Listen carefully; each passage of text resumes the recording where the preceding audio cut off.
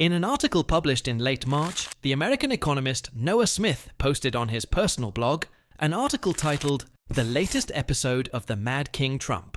At the beginning of the article, Smith wrote a very interesting statement. "I don't believe the claims that Donald Trump is a secret Russian agent working for the Kremlin to destroy America's economy and global influence. But at the same time, I can't find any difference between what Trump is doing and what any foreign spy aiming to destroy America would do if they were in his place in the White House." That after this introduction, Smith began listing and explaining the reasons why he believes Trump's policies are harming America and benefiting its enemies and rivals, including, of course, tariffs. A few days after publishing the article, Trump took a step that seemed to support Smith's theory that most of Trump's actions are damaging the United States rather than benefiting it. The American president unveiled his controversial Liberation Day plan, under which he announced bizarre global tariffs, only to later backtrack under pressure from the bond market and suspend them for a period on most countries except China. Trump decided to escalate his trade war against China, while the Chinese, on the other side, responded with similar countermeasures. This put the American president in a tough position, especially since he was counting on China to back down quickly and ask to negotiate. But with the Chinese refusing to surrender or retreat, Trump had two choices. Either he backs down first, which would undoubtedly be a humiliating political and personal step for him, or he sticks to his position and continues the challenge with China to the end, betting that they will collapse before him. This would likely drag the American economy into a mix of inflation and recession. But even if Trump is acting like an emperor, or a mad king since his return to the White House earlier this year, he ultimately doesn't have full control over the American economy, given the presence of strong and independent institutions like the Federal Reserve, which is supposed to make decisions independently and without being influenced by the president's wishes. Trump likely believes that the Fed is the one that can rescue him from the crisis he brought on himself when he launched a major trade war with China without carefully calculating the consequences. In this context, Trump recently attacked Fed Chairman Jerome Powell and threatened to fire him after asking him to lower interest rates so he could withstand the pressure from China. If Trump actually succeeds in removing Powell and replacing him with someone who listens to him, then we can say that this would be just another nail in the coffin of the American economy and financial system. So the question is, can the Federal Reserve really save Trump? Why is Powell defying the president? And how did Trump trap both himself and America in this situation? Can the president even fire the head of the Fed? That's something we'll explore in today's episode. Then, on April, the White House press secretary, Caroline Leif, read to reporters a message from President Donald Trump addressed to China. In that message, Trump said, "The ball is now in China's court. China is the one that needs a deal with us, not the other way around. China needs the American consumer. China needs our money." That message, which Leif said Trump personally handed her in the Oval Office, actually reflects the president's frustration and disappointment with the Chinese President Xi Jinping's approach to the trade war, which has been marked by a mix of defiance and calm. Despite the fact that the American measures are harsh and harmful to the Chinese economy, the Chinese president so far continues to act with great calm, something that may be bothering Trump. It seems that Xi is not in a rush to end the trade war, unlike what Trump had hoped. In this context, Henrietta Levin, Deputy Director of Chinese Affairs at the U.S. State Department during Joe Biden's administration, expects that Trump's efforts to pressure China into negotiations will fail. Levin said in a statement to Politico that in China today, strategic decisions are essentially made by one person, President Xi Jinping, who is very focused on his political dignity and China's national greatness, in a way that overrides any tactical considerations. Then, after less than half a day from implementation, Trump announced the suspension of his tariff plan for a period of time on most countries around the world. This came after dozens of countries, as he claimed, contacted the U.S. government to negotiate tariffs. These countries reached out either through the Ministry of Foreign Affairs or the Ministry of Commerce. But China was not among them, contrary to what Trump had hoped. Trump wanted China to give him an example of retreat in a way that preserved his personal and political dignity. In this context, he indicated that he was waiting for the Chinese president to call him to request negotiations. something President Xi Jinping defiantly refused to do. On the same day, Trump announced the suspension of tariffs on most countries. Trump decided to raise tariffs on China, warning them against challenging him or retaliating. According to CNN sources, officials in the Trump administration quickly contacted Chinese officials, urging them not to retaliate with similar punitive tariffs and advising them to have President Xi Jinping request a call with President Trump. However, just hours later, Americans woke up to find that China had retaliated with punitive tariffs, raising duties on American goods. Moreover, President Xi Jinping not only refused to request a call with Trump, but also made statements declaring that China would challenge Trump and was not afraid of him. In remarks reported by China's state media, Xi Jinping told the Spanish Prime Minister during a meeting that over more than 70 years, China's development relied on self-reliance and hard work, never depending on foreign aid. He added that China was not afraid of any unjust oppression. For the second time, Xi Jinping refused to provide Trump with a way to retreat while preserving his dignity. The Chinese president is unwilling to initiate contact with Trump. Meanwhile, according to statements from two senior White House officials, Trump refuses to take the first step toward negotiations with Beijing. He informed U.S. officials that China must make the first move because it retaliated with tariffs similar to those imposed by the U.S. close associates of Trump, believe the key to resolving this crisis is for Xi Jinping to request a call with Trump. But they understand that the Chinese president refuses to take this step to avoid appearing weak. Thus, the current situation remains unchanged. A fierce battle between the two largest economies in the world, the U.S. and China, racing like two chariots speeding toward each other. Each side is betting on who will back down, get scared at the last moment, and change course to avoid a violent collision that could leave both sides completely destroyed. In this deadly race, Xi Jinping holds advantages that Trump envies. One of the most important is internal support and time. Trump's aggressive approach toward China has led the Chinese people to view the trade war as a matter of national pride, enduring hardships for its sake. This is not the case on the American side, where many believe Trump unnecessarily dragged them into a crisis with the world, not just China. Americans do not see the conflict with China through the lens of national dignity, meaning the Chinese may be more willing and able to bear the consequences of the trade war compared to the American public.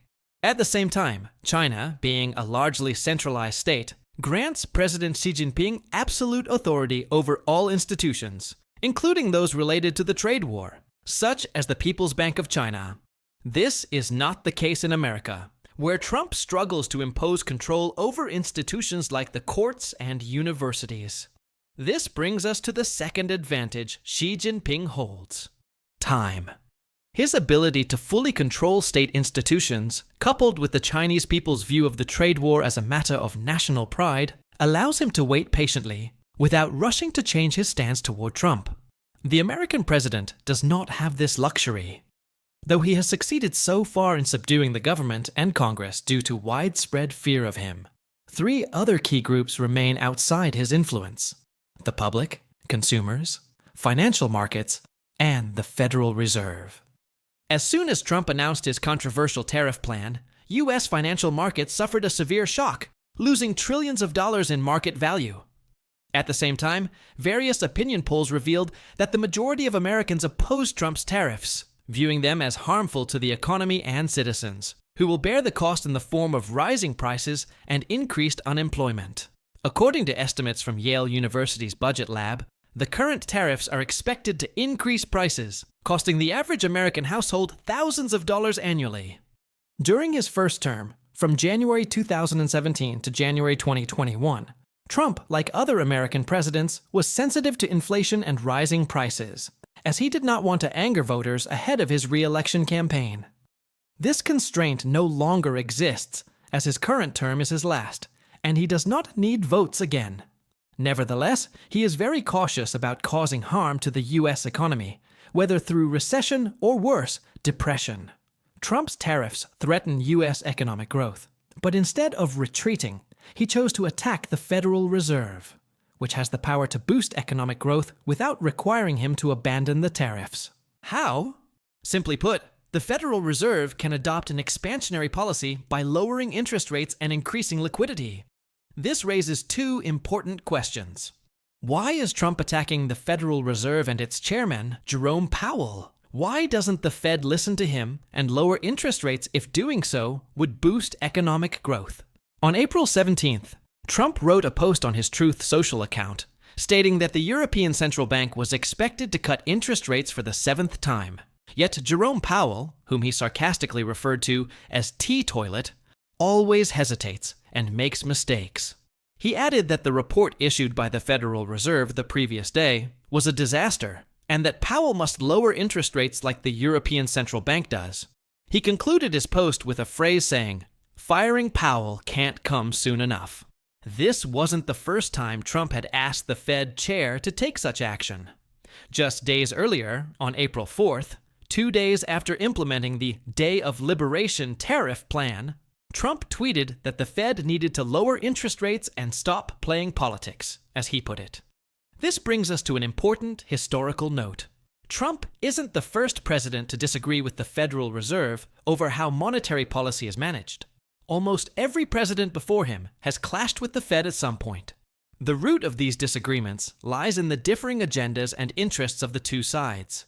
Politicians typically focus on economic growth and expansion because it benefits them electorally, while the Federal Reserve prioritizes inflation and employment.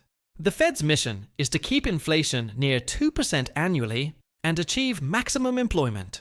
To accomplish this, the Fed uses tools, the most prominent being interest rates. When inflation is high, the Fed raises interest rates to reduce liquidity and cool down the economy. But it does so carefully to ensure that rate hikes don't negatively impact economic growth, investment levels, or employment. Under Powell's leadership, the Fed succeeded in recent years in reducing inflation from 9% in June 2022 to 2.4% in March of the current year. Afterward, the cuts stopped, and the Fed maintained the key interest rate in the range of 4.5% to 4.75%. Why has the Federal Reserve paused at this range since the end of last year and refused to cut rates further? The simple answer is Trump, or rather, the inflationary risks posed by Trump's policies. The Fed fears that lowering interest rates and allowing increased liquidity in the economy at the same time Trump is taking actions that raise inflation could lead to a loss of control over inflation. This fear intensified after Trump announced his tariff plan in early April, which was worse than anyone expected. The Fed now finds itself in a dilemma due to Trump's policies, which threaten growth, inflation, employment, and investment. Trump wants the Fed to adopt an expansive monetary policy to offset the effects of the trade war he has launched against China and other countries. However, Powell clearly opposes this, insisting on the independence of the central bank and ignoring Trump's demands, a stance that has infuriated Trump and led him to threaten Powell's removal. On April 16th, during an appearance at the Economic Club of Chicago, Powell challenged Trump without mentioning him by name, saying, "The independence of the Federal Reserve is a legal matter. We will not be swayed by any political pressure. Anyone can say what they want, but we at the Fed will do our job rigorously, free from political considerations or external factors." In the same session, Powell highlighted the predicament Trump has placed the Fed and the U.S. economy in, stating that tariffs are likely to increase unemployment and slow economic growth, and will also probably lead to higher inflation, with consumers inevitably bearing part of the burden. Trump, however, believes that Powell is playing politics and trying to harm him, which is why he considered firing him. A few months ago, the Wall Street Journal published a report revealing that Trump had been discussing the possibility of removing the Fed chair for months. This step is unprecedented in U.S. history. No American president has ever fired a Fed chair. There are two main reasons for this. First, most presidents have sought to preserve the Fed's independence, even if they tried to influence it behind the scenes. Second, legally, removing a Fed chair is nearly impossible. But at certain conditions, Trump might succeed. To understand more, you can tell me in the comments to make a video about how the Federal Reserve operates in the United States.